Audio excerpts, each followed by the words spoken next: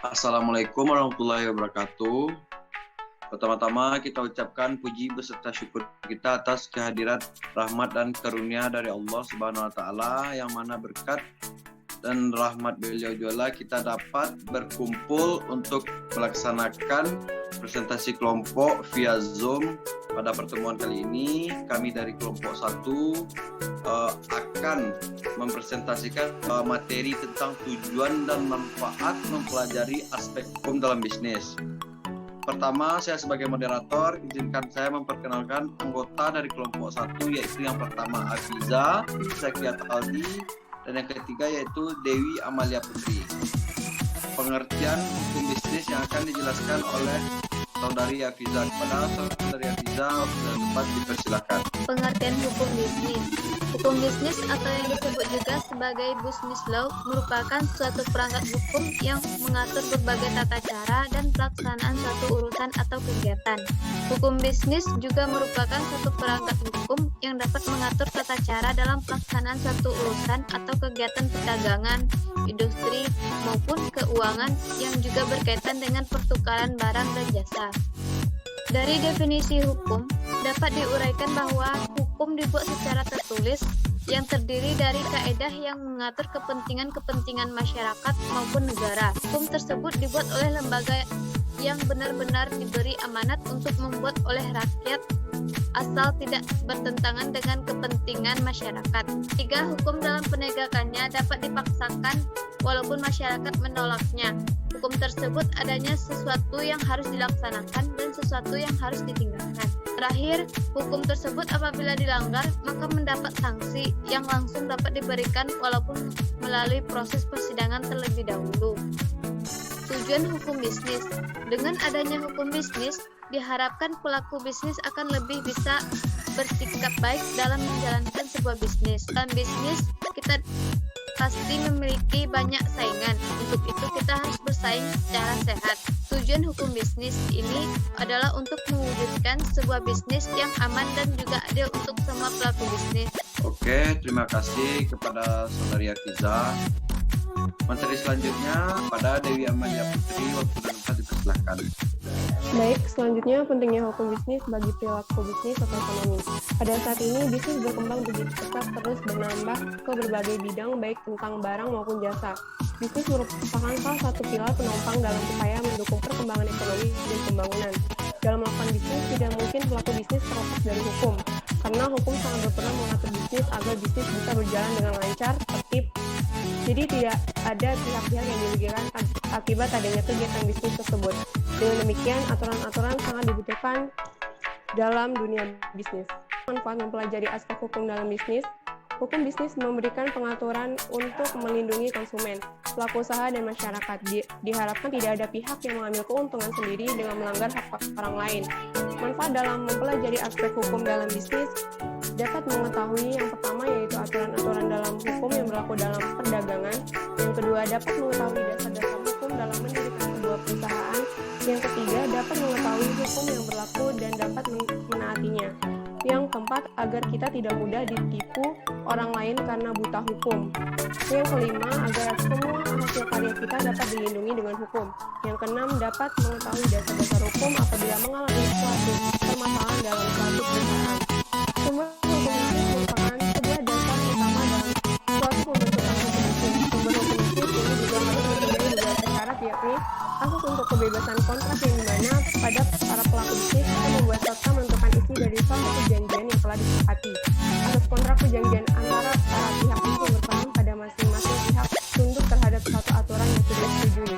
Sumber hukum bisnis berdasarkan undang-undang yaitu sama ada hukum perdata, hukum perdata yakni yang contohnya hukum perjanjian atau kontrak, hak kebendaan sebagai sumber di mana terjadinya bisnis. Yang kedua ada hukum dagang. Hukum dagang yaitu misalnya kewajiban pembukuan perusahaan, persekutuan atau firma, CV, asuransi, pengangkutan, surat berharga, dan pedagang perantara, keagenaan atau distributor dan sebagainya. Ini ada hukum publik. Hukum publik yakni yang mempunyai contohnya kejahatan-kejahatan di bidang ekonomi atau bisnis seperti penyelundupan, illegal lodging, dan korupsi dan sebagainya. Peraturan lainnya di luar KUH Perdata, KUHP, serta KUHD. Ada aturan dalam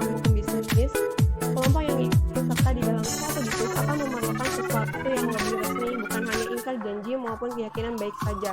Keinginan untuk dapat membentuk secara hukum yang dapat dimanfaatkan sebagai salah satu kelompok yang tidak melengkapi sebuah kewajiban ataupun mengingkari perjanjian yang telah disepakati, maka hukum bisnis ini dapat ditugaskan sebagaimana mestinya.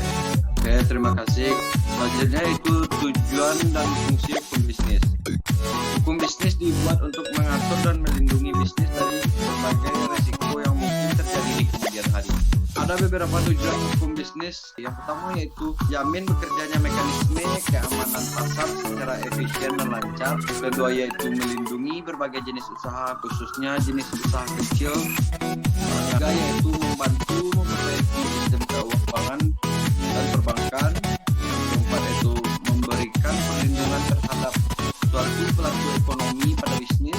Yang kelima yaitu mewujudkan bisnis yang aman dan adil untuk semua pelaku bisnis.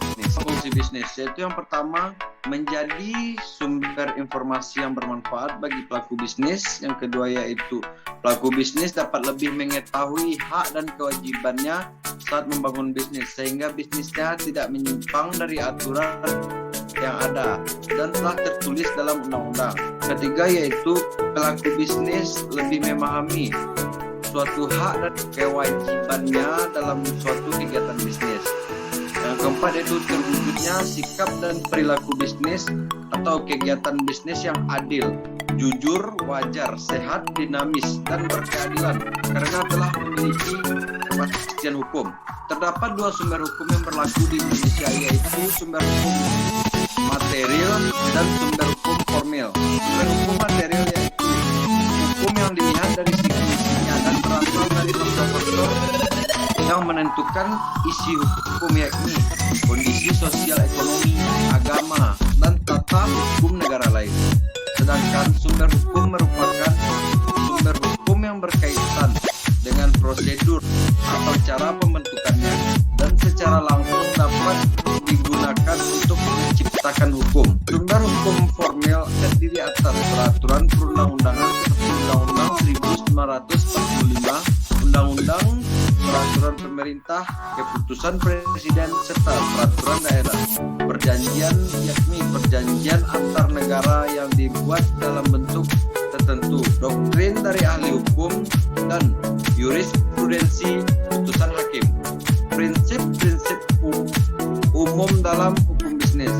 Yang pertama ada prinsip otonomi, yang kedua prinsip kejujuran, prinsip keadilan, prinsip saling menguntungkan, prinsip integritas moral.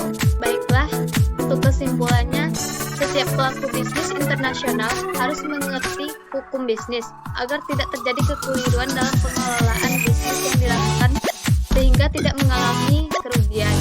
Terkait dengan dampak perdagangan internasional, tidak ada kata lain kecuali harus menempatkan manajemen hukum bisnis internasional sebagai misi strategis dalam mewujudkan ketahanan ekonomi nasional di tengah era globalisasi yang sudah dan sedang berlangsung akhir-akhir ini. Oke, terima kasih kepada Saudara Riza. Mungkin pada presentasi di pertemuan kali ini hanya itu yang dapat kami sampaikan. Terlebih dan terkurang kami ucapkan mohon maaf dan terima kasih. Assalamualaikum warahmatullahi wabarakatuh.